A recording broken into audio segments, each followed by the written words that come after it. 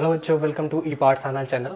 आज हम पढ़ने वाले हैं क्लास 8 के साइंस का चैप्टर नंबर 2 का पार्ट 3। तो हमने बहुत सारे पार्ट पढ़ लिए थे। एंटीबायोटिक्स पढ़ लिया था, वैक्सीनेशन पढ़ ली थी। ठीक है, आज हम पढ़ने वाले हैं सॉयल फर्टिलिटी कैसे इंक्रीज होती है, इंक्रीजिंग सॉयल फर्टिलिटी। ठीक है, अब जैसे कि तुमने सॉयल फर्टिलिटी कैसे होती है, मैन्योर से होती है। पहले तो मैन्योर तुमने देखा ही था पिछले चैप्टर में। क्या होता था कि मैन्योर जितने भी तुम्हारे ऑर्गेनिक वेस्ट होते थे उसको एक पिट में डालते थे और माइक्रो ऑर्गेनिज्म क्या करते थे, उसको ब्रेक डाउन कर देते थे, डिकम्पोज कर देते थे, जिससे कि क्या बनता था, मैन्योर बनता था। अब हमारे पास कुछ माइक्रोब्स हैं जो कि क्या करते हैं, नाइट्रोजन को फिक्स करते हैं। ठीक है, these microbes are commonly called as biological nitrogen fixer. इनको बायोलॉजिकल नाइट्रोजन फिक्सर कहते हैं। ठीक है, ये हमारे क्या नाम है, एटमॉस्फेयर में मिल जाते हैं। जैसे कि ये तुम्हारे नाइट्रोजन फिक्सिंग साइनोबैक्टीरिया है। साइनोबैक्टीरिया को ब्लू ग्रीन एल्गे भी कहते हैं। ठीक है, ये क्या है, नाइट्रोजन फिक्सिंग बैक्टीरिया है। क्या है, नाइट्रोजन फिक्सिंग बैक्टीरिया। इनका नाम क्या है, साइनोबैक्टीरिया नाम है। इनको ब्लू ग्रीन एल्गी भी कहते हैं। क्लीनिंग द इन्वायरमेंट, अभी कभी तुमने देखा होगा कि बहुत सारे जगह पे कुछ चीज़ें क्या नाम है, डेड एनिमल और प्लांट पड़े रहते हैं। तुम 2-3 दिन बाद वहाँ पर जाके दोगे तो वहाँ पे कुछ नहीं मिलता। क्यों नहीं मिलता, वहाँ पे एक मिट्टी जैसा कुछ पड़ा रहता है। क्या करते हैं कि माइक्रो ऑर्गेनिज्म उसको डिकम्पोज कर देते हैं। क्या करते हैं, डिकम्पोज कर देते हैं। और तुम्हारा एक मैन्योर था, तुम ऑर्गेनिक वेस्ट लाते हो, पेट में डालते हो, उसके बाद क्या नाम है, माइक्रो ऑर्गेनिज्म को उसको डिकम्पोज कर देते हैं। ठीक है, ये सब क्या था, क्लीनिंग ऑफ एनवायरनमेंट। ये इन्वायरमेंट को क्लीन करता है, यानी कि जितने भी पॉल्यूशन हो रहे हैं उसको कम करता है।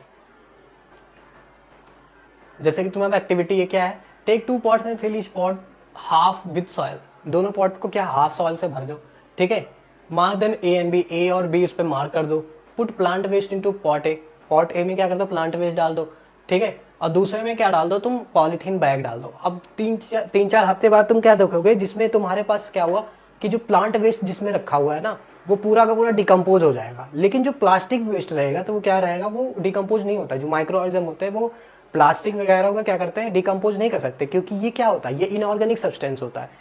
लेकिन ये प्लांट वेस्ट क्या होता है, ऑर्गेनिक सब्सटेंस होता है, जिससे कि वो क्या कर देते हैं, उसको डिकम्पोज कर देते हैं। ठीक है, एकदम सड़ा देते हैं। लेकिन प्लास्टिक को तो सड़ा नहीं सकते ना माइक्रो ऑर्गेनिज्म। ठीक है, आओ देखो आगे क्या बताया। ठीक है, और जो भी क्या नाम है तुम्हारा डिकम्पोज होकर मैन्योर बनता है, ये प्लांट द्वारा फिर से यूज कर लिया जाता है ना, न्यूट्रिएंट्स चले जाते हैं फिर प्लांट के पास में। ठीक है, microbes could not act on them, convert them into manure. ठीक है, क्यों नहीं कर सकते, क्योंकि प्लास्टिक क्या है, इनऑर्गेनिक सब्सटेंस है। क्या है, इनऑर्गेनिक सब्सटेंस है। इनऑर्गेनिक सब्सटेंस को ऑर्गेनिक माइक्रो ऑर्गेनिज्म कैसे ब्रेक डाउन कर सकता है, नहीं कर सकता ना। देखो वही मैंने बताया ना, यहाँ पे क्या था कि तुम कुछ भी मतलब छोड़ दो कहीं पे, तुमने देखा होगा कि मरे हुए प्लांट और एनिमल है, तो उसको दिन देखोगे तो 2-4 दिन बाद जाके देखोगे तो वो गायब हो जाता है। वहाँ पे मिट्टी पड़ी रहती है, थोड़ा मिट्टी जैसा कुछ रहता है। क्या होता है कि उसको डिकम्पोज कर देते हैं बैक्टीरिया और वायरसेस या माइक्रो ऑर्गेनिज्म जो भी रहते हैं।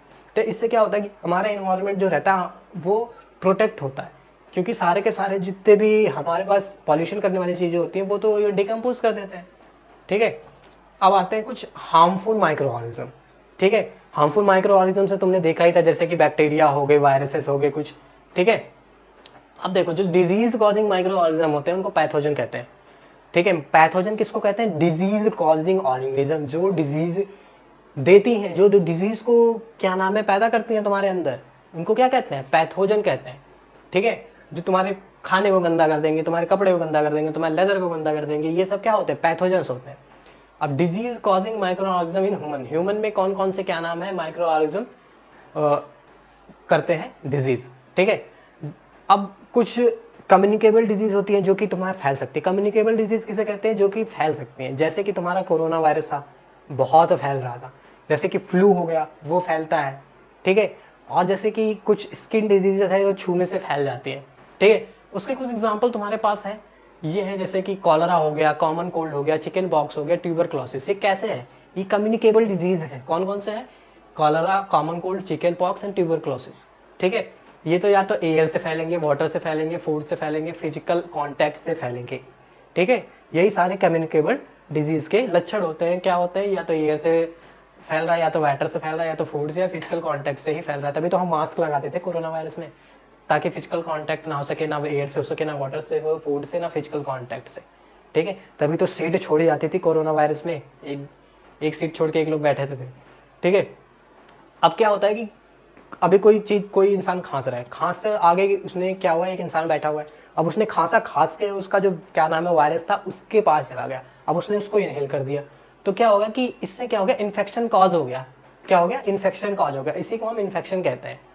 ठीक है, अब क्या कर रहा है, then how do you prevent spread of communicable disease, कैसे करते हैं, ये तो आपको बहुत अच्छे से, मास्क लगा लो, सैनिटाइज कर लो खुद को, ठीक है, दूरी बनाए रखो, ठीक है, और जब खांसो तो रुमाल अपने नाक पर या मुंह पर लगा लो, ठीक है, जिससे कि तुम्हारा जो क्या नाम माइक्रो ऑर्गेनिज्म तुम्हारे रुमाल के अंदर ही रह जाए, दूसरे तक ना पहुंच पाए।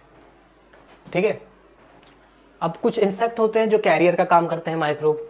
ठीक है, जो कुछ इंसेक्ट होते हैं वो क्या करते हैं, कैरियर का काम करते हैं। जैसे कि अब कुछ माइक्रो ऑर्गेनिज्म होते हैं वो खुद तो नहीं जा सकते ना लोगों के पास, तो क्या करते हैं कि कुछ ऐसा कैरियर बनाते हैं, जैसे ढोने वाला, तुमने उसने यहाँ से उठाया वहाँ ढो के रख दिया उसके पास में, उसको मतलब मान लो दूसरे बंदे को क्या हो रखा है, जुकाम हो रखा है, अब वहाँ पे एक मक्खी गई, मक्खी उसके नाक पर बैठी, ठीक है, उसने वहाँ से ले लिया माइक्रो ऑर्गेनिज्म, एक दूर बैठा हुआ बंदा उसके पास चलेगी मक्खी, उसके नाक में बैठ गई, क्या हो गया, अब तो भैया वो कैरी करेगी ना, तो उसी को कैरियर कहते हैं।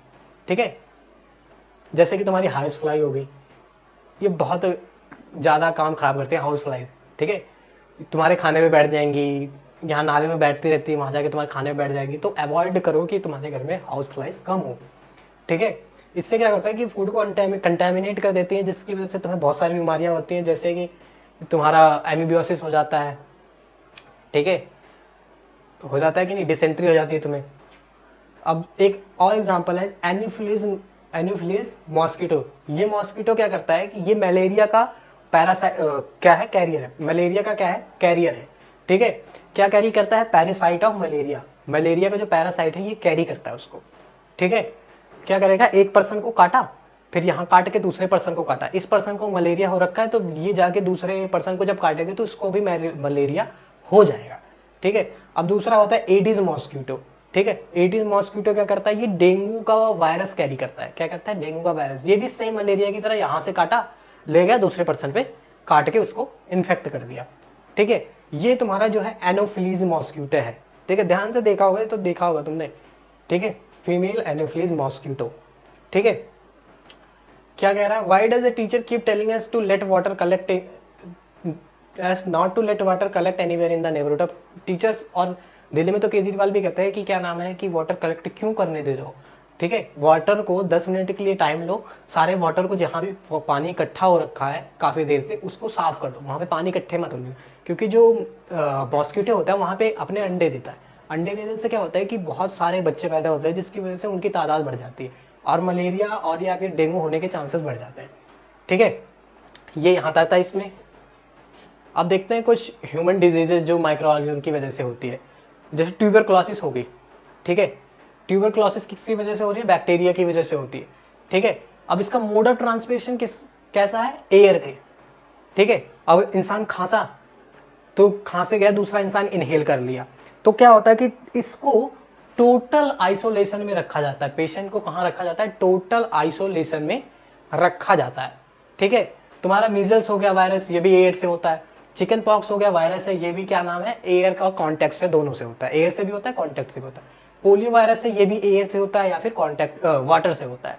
ठीक है, तो इतने ज़्यादा ट्यूबरक्लोसिस, मीजल, चिकन पॉक्स, पोलियो, जितने भी डिजीजेज हैं, इनमें जो प्रिवेंटिव मेजर क्या होता है कि पेशेंट को आइसोलेशन में रखना पड़ता है, पेशेंट को आइसोलेशन में रखना पड़ता है, यानी कि सबसे अलग रखना पड़ता है। अब तुम्हारा बीमारी आ गया कॉलरा, बैक्टीरिया की वजह से होता है या वाटर या फूड की वजह से होता है। ठीक है, तो इसमें क्या करना होता है कि तुम अपना जो खाना है ना उसको अच्छी तरह से बॉयल करके खाओ। ठीक है, खाने पीने की जो चीज़ें हैं ना उस पर काफ़ी ध्यान दो कि वो चीज़ें कंटेमिनेटेड ना हो। ठीक है, टाइफाइड ये भी बैक्टीरिया की वजह से होता है, वाटर। ठीक है, इसका जो मेन सोर्स होता है टाइफाइड का वो क्या होता है, वाटर होता है। ठीक है, अब आता है तुम्हारा हेपेटाइटिस ए।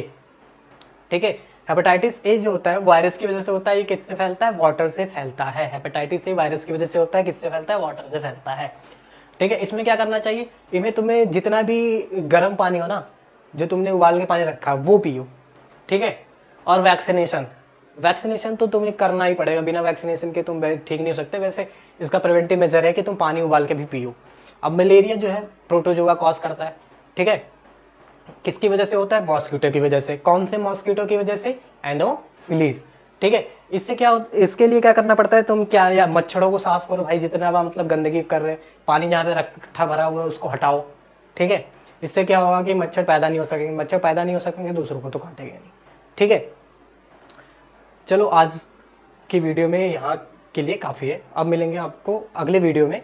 ठीक है, तब तक के लिए गुड बाय।